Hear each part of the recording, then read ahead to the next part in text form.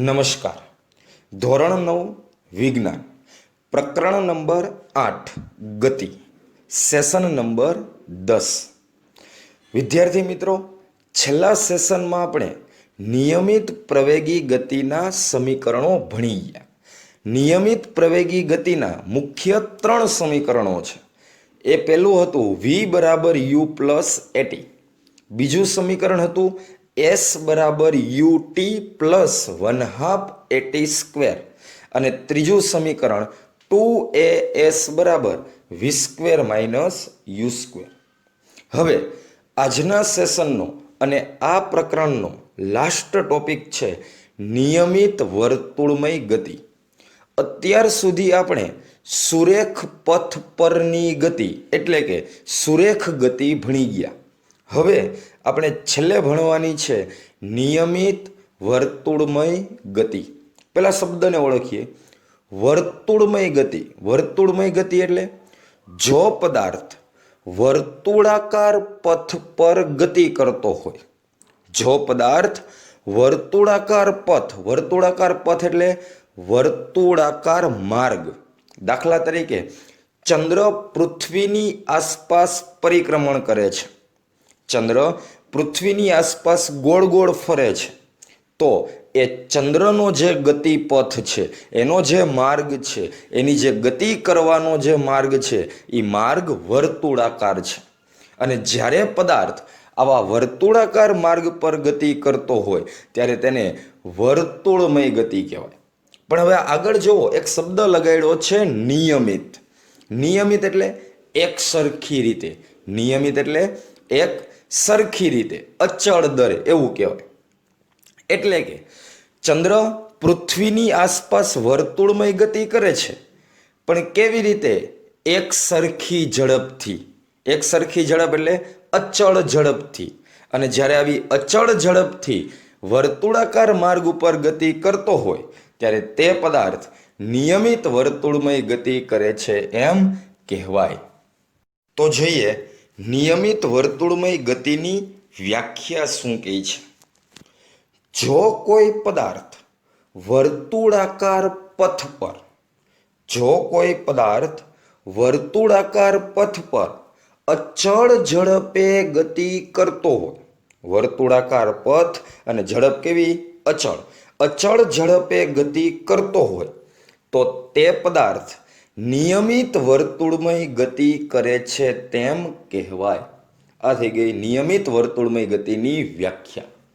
શું ચંદ્ર છે તો એ પૃથ્વીની આસપાસ અચળ ઝડપે, એટલે કે ઝડપ બદલાતી નથી. કોઈ દિવસ સાંભળ્યું કે ચંદ્ર આજે થોડીક વાર રોકાઈ ગયો? ના, ચંદ્રની ઝડપ અચળ છે અને પાછો પથ કેવો છે? વર્તુળાકાર છે. જો કોઈ પદાર્થ વર્તુળાકાર પથ પર અચળ ઝડપે ગતિ કરતો હોય તો તે પદાર્થ નિયમિત વર્તુળમય ગતિ કરે છે એમ કહેવાય.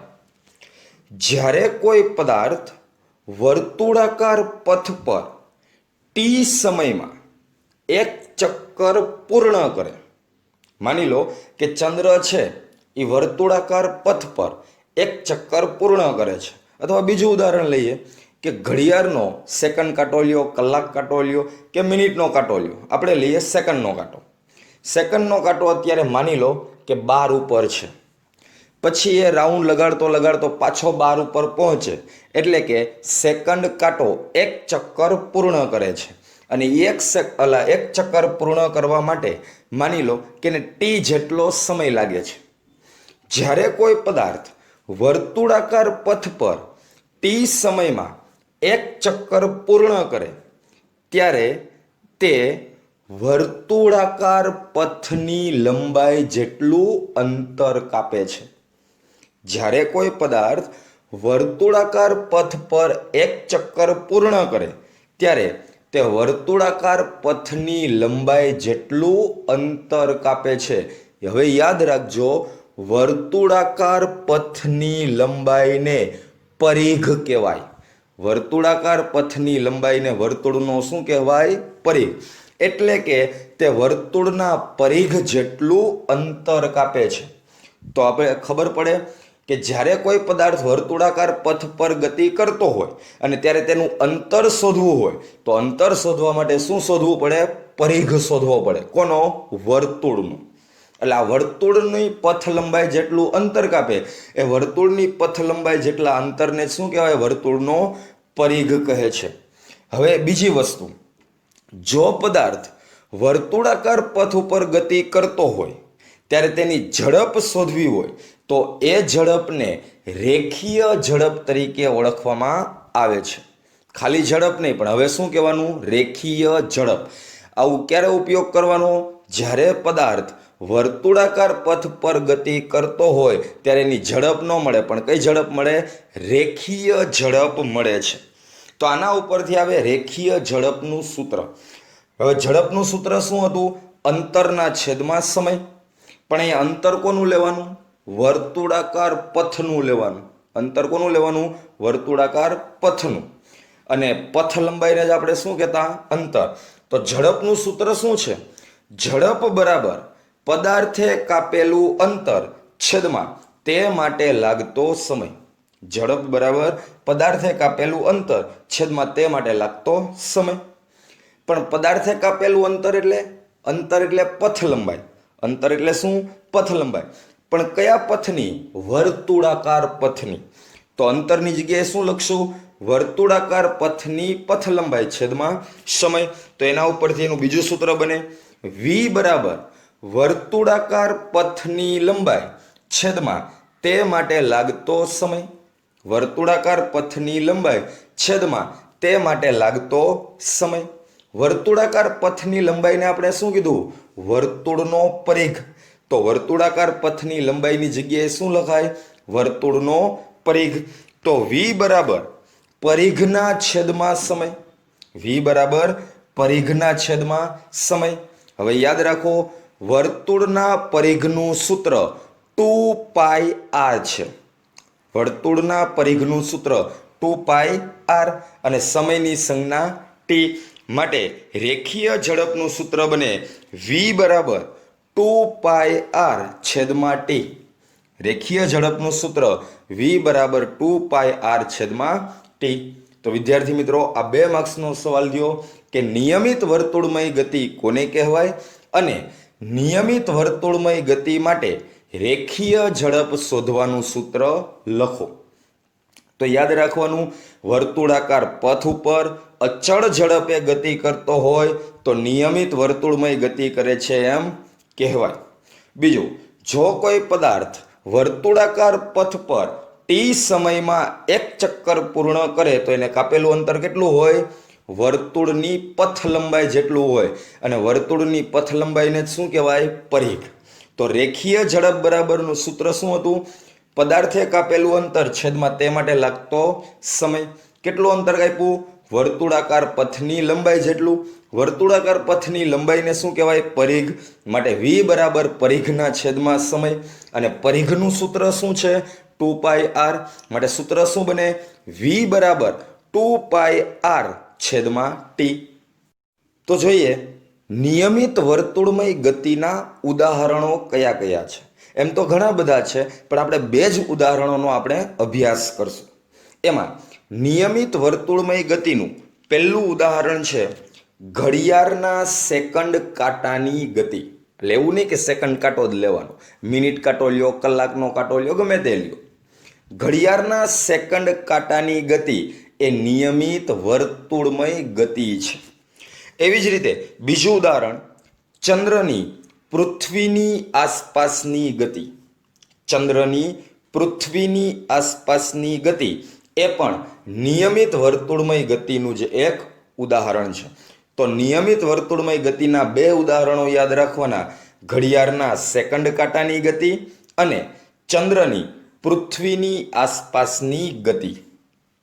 હવે ખાસ નોંધવા જેવી બાબત, આપણે એમ કીધું કે નિયમિત વર્તુળમય ગતિ કરતો પદાર્થ અચળ ઝડપે ગતિ કરે છે. ઝડપ કેવી છે? અચળ. તો સવાલ એ થાય, જો ઝડપ અચળ હોય તો શું તેનો વેગ પણ અચળ હશે? ઝડપ અચળ હોય તો તેનો વેગ પણ અચળ હશે? ના. યાદ કરો, અચળ વેગથી ગતિ થવા માટેની બે શરતો અથવા નિયમિત વેગથી ગતિ થવા માટેની બે શરતો. પહેલી શરત શું હતી? પદાર્થ અચળ ઝડપે ગતિ કરતો હોવો જોઈએ. અને બીજી શરત, પદાર્થના વેગની દિશા બદલાવી જોઈએ નહીં. અહીંયા જુઓ, પદાર્થની ઝડપ અચળ રહે છે, પરંતુ વેગની દિશા અચળ રહેતી નથી. આથી નિયમિત વર્તુળમય ગતિ કરતો પદાર્થ અચળ વેગથી ગતિ કરતો નથી. ચાલો આપણે એને સમજીએ, કેટલાક મુદ્દાઓનો ઉપયોગ કરીએ. નિયમિત વર્તુળમય ગતિ કરતા પદાર્થના વેગનું મૂલ્ય અચળ રહે છે. મૂલ્ય કીધું છો, દિશા નથી કીધી. વેગનું મૂલ્ય એટલે કોણ થાય? ઝડપ થાય. વેગનું મૂલ્ય એટલે કોણ થાય? ઝડપ. ઝડપ અચળ રહે એટલે કે વેગનું મૂલ્ય અચળ રહે છે, પરંતુ વેગની દિશા વર્તુળાકાર પથના દરેક બિંદુએ જુદી જુદી હોય છે. શું કીધું? કે વેગનું મૂલ્ય અચળ રહે છે, પરંતુ વેગની દિશા વર્તુળાકાર પથના દરેક બિંદુએ જુદી જુદી જોવા મળે છે. કેવી રીતે? તો હમણાં આગળ એક ઉદાહરણ લઈએ છીએ. બીજી વસ્તુ કે આપણે એમ કીધું કે દરેક બિંદુએ વેગની દિશા જુદી જુદી હોય, તો દરેક બિંદુએ વેગની દિશા કઈ લેવી? તો યાદ રાખો, વર્તુળાકાર પથ પરના કોઈ બિંદુએ વેગની દિશા તે બિંદુએ દોરેલા સ્પર્શકની દિશામાં હોય છે. વર્તુળાકાર પથ પરના દરેક બિંદુએ વેગની દિશા જુદી જુદી હોય, તો વેગની દિશા કેવી રીતે લખવાની? તે બિંદુએ દોરેલા સ્પર્શકની દિશામાં હોય છે. તો સવાલ એ થાય, સ્પર્શક કોને કહેવાય? સ્પર્શક કોને કહેવાય?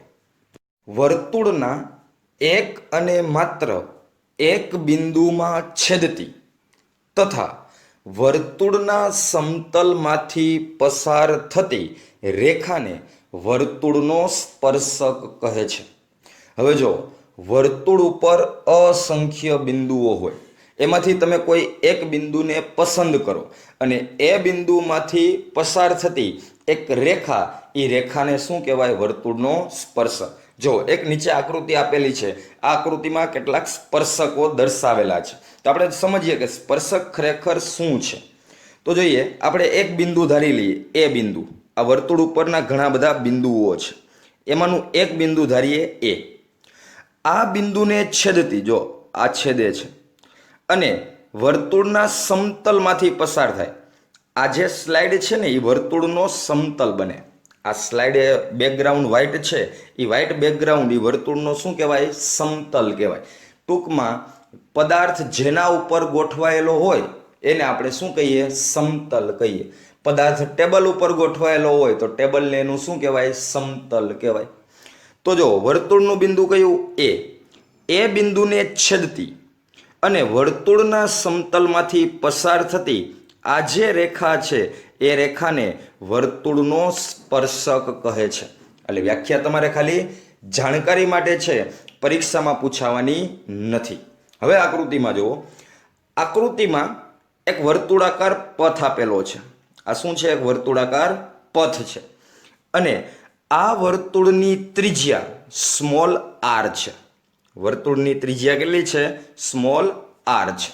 તો જો મુદ્દો, આકૃતિમાં દર્શાવ્યા પ્રમાણે આર ત્રિજ્યાવાળા વર્તુળાકાર પથ પર ઘડિયાળના કાંટાની વિરુદ્ધ દિશામાં નિયમિત વર્તુળમય ગતિ કરતો એક પદાર્થને ધ્યાનમાં લો.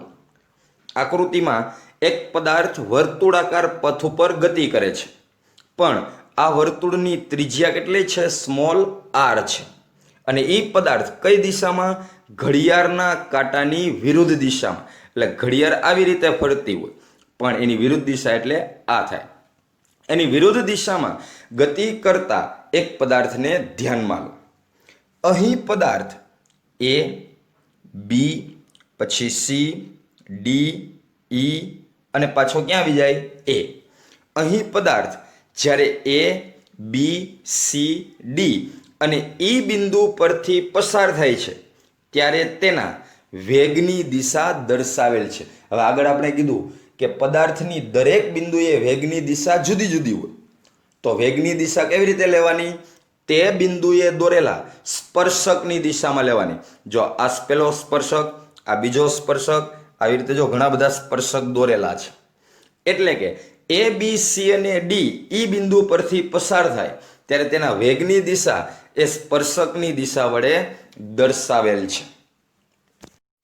અહીં પ્રત્યેક બિંદુ પરના પદાર્થના વેગની દિશા અલગ અલગ છે. દરેક બિંદુ ઉપર એની વેગની દિશા કેવી છે? અલગ અલગ છે. કેમ? સ્પર્શકની દિશા પણ અલગ અલગ છે. એટલે આપણે સ્પર્શકની દિશામાં વેગની દિશા લેતા પ્રત્યેક બિંદુ પર પદાર્થના વેગની દિશા અલગ અલગ છે, પરંતુ આ પદાર્થ નિયમિત ગતિ કરતો હોવાથી પ્રત્યેક બિંદુએ વેગના મૂલ્યો સમાન છે.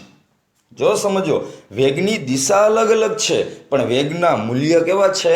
સમાન છે. એટલે કે v1 બરાબર v2 બરાબર v3 બરાબર v4 બરાબર v5. એ બિંદુએ એના વેગ કેટલો હતો? v1. બી બિંદુએ વેગ કેટલો છે? v2. સી બિંદુએ વેગ કેટલો છે? v3. ડી બિંદુએ વેગ v4 અને ઈ બિંદુએ વેગ v5. આમ દરેક બિંદુએ વેગનું મૂલ્ય કેવું છે? સમાન છે, પણ દિશા અલગ અલગ છે. હવે મૂલ્ય સમાન હોય તો v1 બરાબર v2 બરાબર v3 બરાબર v4 બરાબર v5. પદાર્થના વેગનું મૂલ્ય ભલે અચળ હોય, પરંતુ વેગની દિશા બદલાયા કરે છે. આથી વેગ પણ સતત બદલાય છે, એટલે કે અચળ વેગથી ગતિ કરતો નથી. કેમ? માત્ર મૂલ્ય અચળ છે પણ દિશા અચળ નથી. એટલે અચળ વેગથી ગતિ થવા માટેની બે શરતોમાંથી એક શરતનું પાલન થાય પણ બીજી શરતનું પાલન થતું નથી. આમ નિયમિત વર્તુળમય ગતિ કરતો પદાર્થ અચળ વેગથી નહીં પણ પ્રવેગી ગતિ કરે છે એમ કહેવાય. આ એક માર્ક્સનો MCQ ટાઈપનો સવાલ યાદ રાખવાનો કે નિયમિત વર્તુળમય ગતિ કરતો પદાર્થ પ્રવેગી ગતિ કરે છે પણ અચળ વેગી ગતિ કરતો નથી. તો આ થયું નિયમિત વર્તુળમય ગતિ. આ ચેપ્ટરની બધી થિયરી પૂરી થઈ, એટલે કે આખું ચેપ્ટર આમ પૂરું થઈ ગયું. પણ હવે આપણા પાઠ્યપુસ્તકમાં, આપણી ચોપડીમાં ઘણા બધા ઇન્ટેક્સ પ્રશ્ન આપેલા છે કે જેના ઉત્તર આપણી જાતે મેળવવાના છે. એટલે આપણે બાકી રાખ્યા હતા શરૂઆતમાં, પણ હવે બધા ઇન્ટેક્સ પ્રશ્ન વારાફરતી એક એક ઇન્ટેક્સ પ્રશ્ન આપણને શું કહે છે તે આપણે જોઈએ. પાઠ્યપુસ્તકના કેટલાક પ્રશ્નો છે, એમાંથી પહેલો પ્રશ્ન: જો કોઈ પદાર્થ દ્વારા કોઈક અંતર કપાયેલ છે, કોઈ એક પદાર્થ છે, એ પદાર્થ દ્વારા કંઈક અંતર કપાયેલું છે, શું તેનું સ્થાનાંતર શૂન્ય હોઈ શકે? કોઈ પદાર્થ છે એ એક રસ્તા ઉપર ગતિ કરતો હોય, એટલે કે એના દ્વારા કંઈક અંતર કપાયેલું છે, તો શું તે પદાર્થનું સ્થાનાંતર શૂન્ય હોઈ શકે? જો હા, જો સ્થાનાંતર શૂન્ય હોય તો આપના ઉત્તરને ઉદાહરણ દ્વારા એને સમજાવો કે કોઈ પદાર્થ ગતિ કરતો હોય, એના દ્વારા કંઈક અંતર કપાણું હોય પણ એનું સ્થાનાંતર શૂન્ય હોઈ શકે? તો હા, હોઈ શકે. ઉદાહરણ લઈએ. દાખલા તરીકે કોઈ એક વ્યક્તિ રેલવે સ્ટેશનથી કોલેજે જાય છે અને કોલેજેથી પાછો રેલવે સ્ટેશને આવે છે. તો રેલવે સ્ટેશન એનું પ્રારંભિક સ્થાન, પાછો ક્યાં આવી ગયો? Railway station. તો એ જ એનું અંતિમ સ્થાન. પ્રારંભિક સ્થાન અને અંતિમ સ્થાન બે કેવું? સમાન. સ્થાનાંતરનું સૂત્ર શું હતું? અંતિમ સ્થાન માઇનસ પ્રારંભિક સ્થાન. તો અંતિમ સ્થાન અને પ્રારંભિક સ્થાન જો બે સમાન હોય તો સ્થાનાંતર કેવું હોય? શૂન્ય હોય. તો એના ઉપરથી જોઈએ એનો જવાબ હા, પદાર્થનું સ્થાનાંતર શૂન્ય હોઈ શકે. પદાર્થનું સ્થાનાંતર શૂન્ય હોઈ શકે, પણ ક્યારે? જ્યારે પદાર્થનું પ્રારંભિક સ્થાન અને અંતિમ સ્થાન સમાન હોય ત્યારે. ક્યારે શૂન્ય હોય? જ્યારે પ્રારંભિક સ્થાન અને અંતિમ સ્થાન સમાન હોય ત્યારે. ઉદાહરણ લઈએ. એક વિદ્યાર્થી પોતાના ઘરેથી ચાલીને સ્કૂલે જાય છે. જો પ્રારંભિક સ્થાન કયું? પોતાનું ઘર. ઘરેથી નીકળે છે એટલે પ્રારંભિક સ્થાન કયું છે? પોતાનું ઘર. એક વિદ્યાર્થી પોતાના ઘરેથી ચાલીને સ્કૂલે જાય છે અને ત્યાંથી પાછો ફરીને પોતાના ઘરે આવે છે, તો છેલ્લે પાછો ક્યાં આવી ગયો? પોતાના ઘરે. તો અંતિમ સ્થાન પણ કયું થયું? ઘર. આમ પ્રારંભિક સ્થાન અને અંતિમ સ્થાન સમાન હોવાથી સ્થાનાંતર શૂન્ય હોય છે. આટલું યાદ રાખવાનું કે પ્રારંભિક અને અંતિમ સ્થાન જો સમાન હોય તો સ્થાનાંતર કેવું હોય? શૂન્ય હોય. તો આના ઉપરથી એક બીજો સવાલ તમને પૂછું. કોઈ એક પદાર્થ વર્તુળાકાર પથ પર એક ચક્કર પૂર્ણ કરે છે. કોઈ એક પદાર્થ વર્તુળાકાર પથ ઉપર એક ચક્કર પૂર્ણ કરે છે, તો એનું સ્થાનાંતર કેટલું? તો પણ શૂન્ય. કેમ? કે વર્તુળાકાર પથ ઉપર એ એક ચક્કર પૂર્ણ કરે એટલે કે જ્યાંથી શરૂઆત કરી હોય ત્યાંથી પાછો એ ત્યાં જ આવી જાય, ત્યારે એક ચક્કર પૂર્ણ થાય ત્યારે એનું સ્થાનાંતર કેવું ગણાય? શૂન્ય ગણાય છે. બીજો સવાલ. સ્થાનાંતર માટે નીચેનામાંથી શું સાચું છે? સ્થાનાંતર માટે નીચેનામાંથી શું સાચું છે એ જુઓ.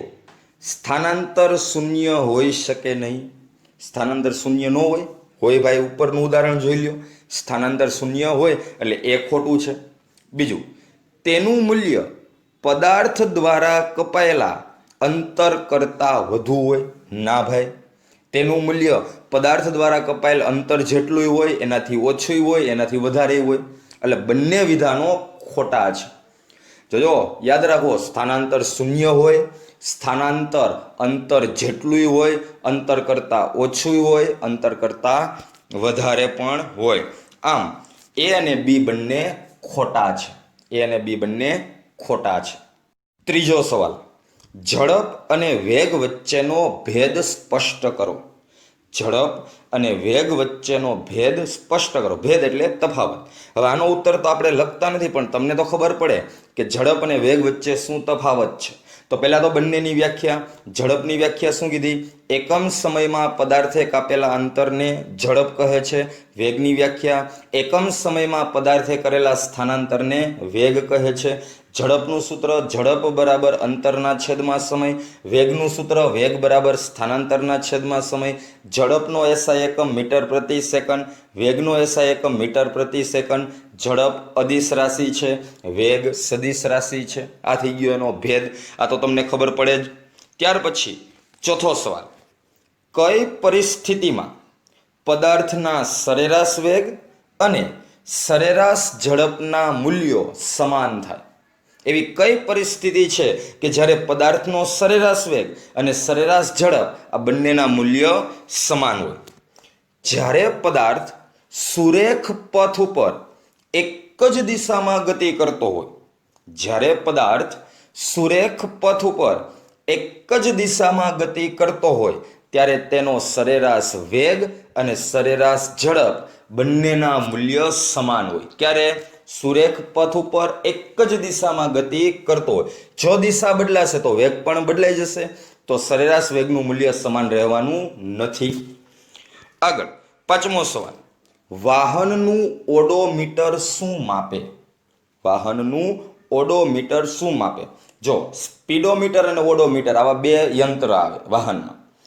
સ્પીડોમીટર શું બતાવે? વાહનની ઝડપ બતાવે. ઓલો કાંટો જે આગળ વધતો હોય, આપણે જેમ ફૂલ લીવર દઈએ એમ કાંટો 70, 80, 90 પહોંચે, એને શું કહેવાય? સ્પીડોમીટર કહેવાય. એ ઝડપ બતાવે. જ્યારે ઓડોમીટર એ ઓલા આંકડા ફરતા હોય કે આ ગાડી કેટલા કિલોમીટર ચાલેલી છે, એ શું બતાવે? ઓડોમીટર. અને ઓડોમીટર શું બતાવે? અંતર બતાવે. આમ વાહનનું ઓડોમીટર એ વાહને કાપેલું અંતર બતાવે છે. વાહનનું ઓડોમીટર એ વાહને કાપેલું અંતર બતાવે છે. છઠ્ઠો સવાલ છે.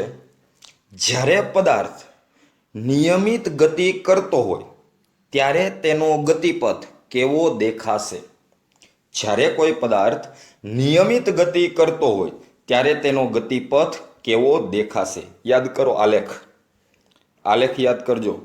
આલેખ જો સુરેખ મળતો હોય, અંતર વિરુદ્ધ સમયનો આલેખ કેવો મળતો હોય? સુરેખ. તો એ કેવી ગતિ બતાવે? નિયમિત ગતિ બતાવે છે. આમ જ્યારે કોઈ પદાર્થ નિયમિત ગતિ કરતો હોય ત્યારે તેનો ગતિપથ કેવો દેખાય? સુરેખ દેખાય. કેવો દેખાય? સુરેખ. સાતમો સવાલ.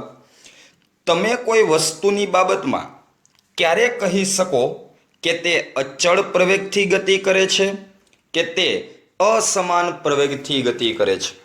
કોઈ વસ્તુની બાબતમાં તમે ક્યારે કહી શકો કે તે અચળ પ્રવેગથી ગતિ કરે છે અને તે અસમાન પ્રવેગથી ગતિ કરે છે?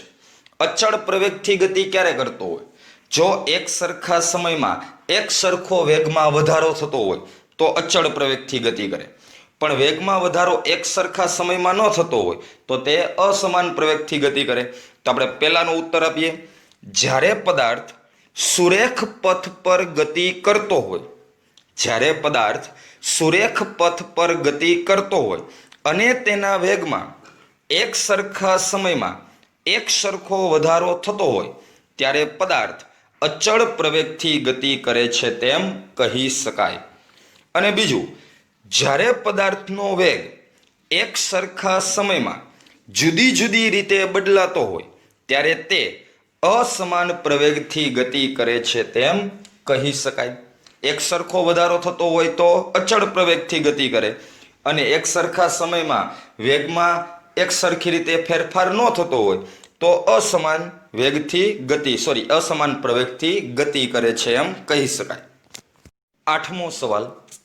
કોઈ પદાર્થની નિયમિત અને અનિયમિત ગતિ માટે અંતર સમયના આલેખનો આકાર કેવો હોય? કોઈ પદાર્થ નિયમિત ગતિ કરતો હોય કે અનિયમિત ગતિ કરતો હોય ત્યારે અંતર વિરુદ્ધ સમયનો આલેખ કેવો હોય? તો આપણે આલેખ યાદ કરો. નિયમિત ગતિ કરતો હોય તો અંતર વિરુદ્ધ સમયનો આલેખ સુરેખ હોય, એ આપણને ખબર છે, હમણાં આગળ કીધું 8મા સવાલમાં. અને જો અનિયમિત ગતિ કરતો હોય તો એનો આલેખ સુરેખ હોતો નથી, પણ કેવો હોય? વાંકા ચૂકો હોય.